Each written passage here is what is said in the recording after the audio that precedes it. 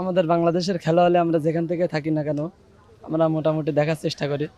তো আজকে মাদ্রাসা ছুটি ছিল, এই জন্য ভাবছি পাশেই খেলা হচ্ছে, দেশের মাঠে খেলা হচ্ছে, এই জন্য খেলাটা উপভোগ করে আসি, এই জন্য আসলাম। শুক্রবার দিন অনেক গরম, আসছি আসলে খুব এক্সাইটেড হয়ে আসছি। হ্যাঁ, স্কুল থেকে যখন মেসেজটা পেয়েছি রাতে সিদ্ধান্ত নিয়েছি যে আজকে যাব খেলা দেখতে। খুব ভালো লাগছে বাচ্চাদের জন্য। হ্যাঁ, বাচ্চাদের জন্য, বিশেষ করে বাচ্চাদেরকে দেখাবো, বাচ্চারা উপভোগ করবে, ভালো লাগবে। আসো মা।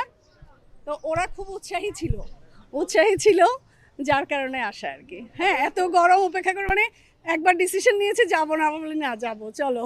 ওরা খুব এক্সাইটেড, বিশেষ করে। বর্তমান যে দল আছে আমরা আশাবাদী, তবে সবাই তো বেশিরভাগ তরুণ, তাদেরকে সুযোগ দেওয়া হয়েছে। তবে অনেক দিন ধরে স্কোয়াড চেঞ্জ হয় না, একটু চেঞ্জ হলে একটু ভালো হইতো।